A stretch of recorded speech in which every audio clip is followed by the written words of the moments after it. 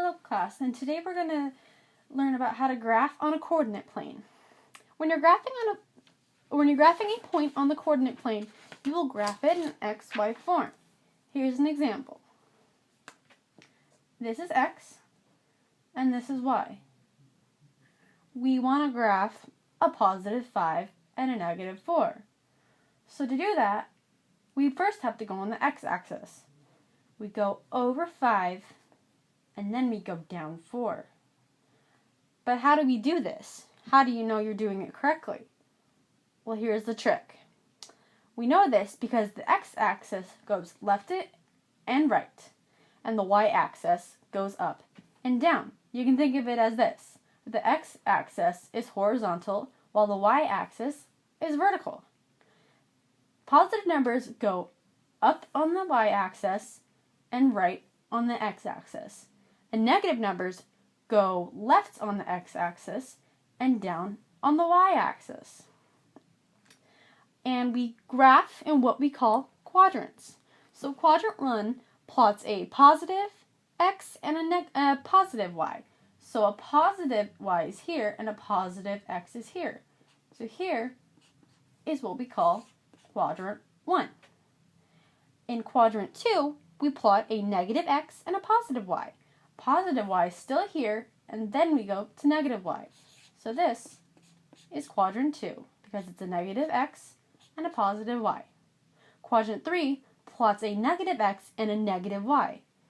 Negative x, and here's a negative y. This is what we plot in quadrant 3.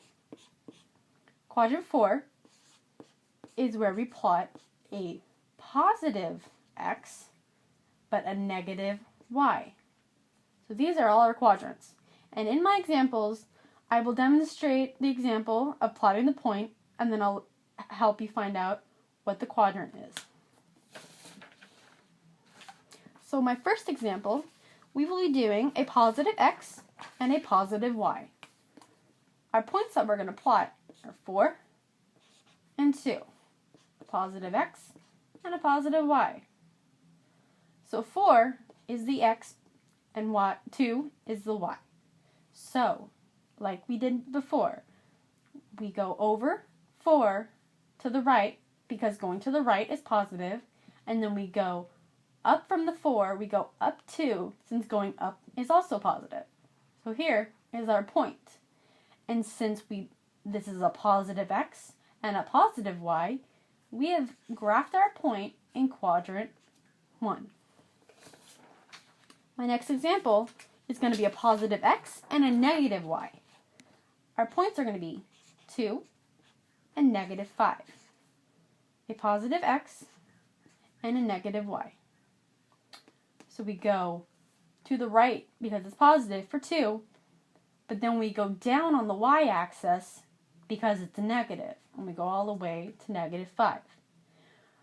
Since we graphed a positive x but a negative y, we graphed in quadrant 4. My next example is going to be a negative x and a positive y. The points we're going to plot are negative 5 and 3. A negative x and a positive y. So since we have a negative x, we need to go left all the way to negative 5. Since we have a positive y, we go up. Here's our point. And since we have a negative x and a positive y, we've graphed our point in quadrant 2. My last example is going to be a positive x and a negative y. I'm sorry, a negative x and a negative y. And our points are going to be negative 3 and negative 4. A negative x and a negative y. So negative x, we go left. We're going to go left 3. And then negative y, we go down 4. Here's our point.